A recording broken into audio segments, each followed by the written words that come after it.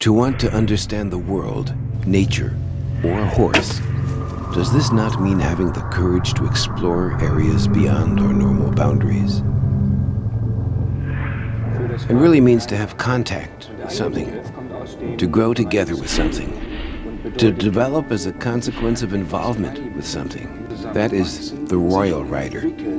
Wherever people were involved with horses, there were always two possibilities.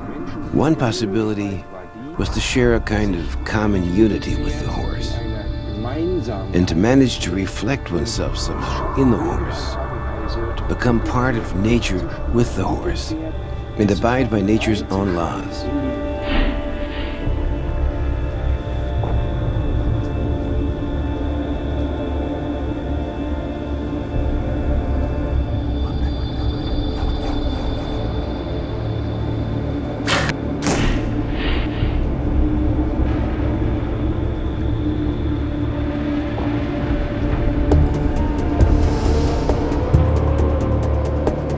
The horse is always in a balanced state, and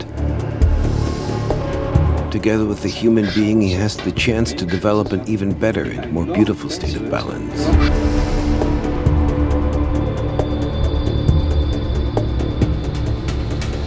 This requires that I, with my human body language, have to keep my state of balance,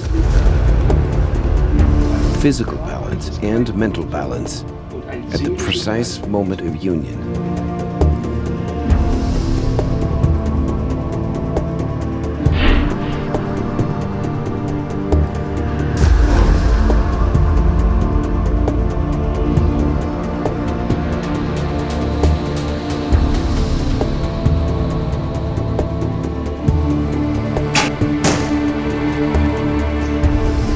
The very moment when I lose my balance inside, in my body, in my whole self.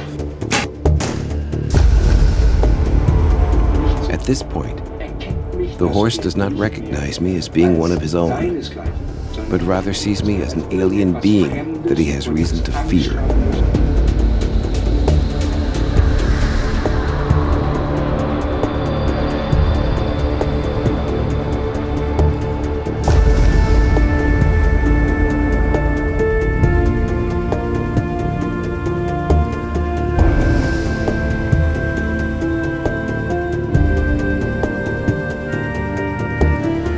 If I act as if I'm the leading mare, or according to the leading mare principle, and then wait to see what naturally happens afterward, then actually, I am able to see it as a reward if the horse lets me on his back and carries me.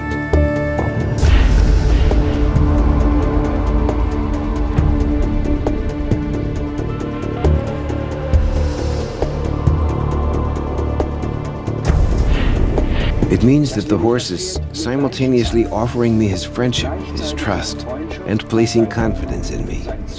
And he demonstrates this through an incredible number of different gestures and in a multitude of ways. These gestures are really in his interest, in the interest of the horse. On the other hand, he quite simply recognizes me as his leading mare, or if necessary, his leading stallion. He can now make friends with me.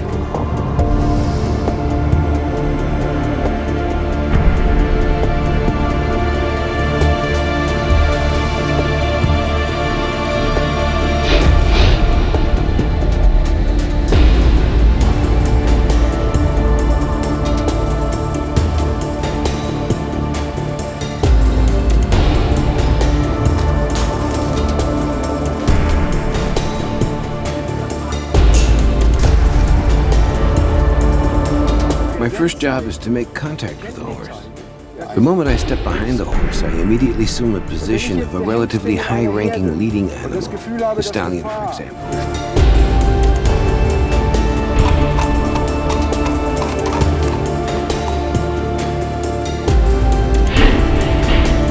In this way, he's reminded of what normally happens in the herd, where he grew up.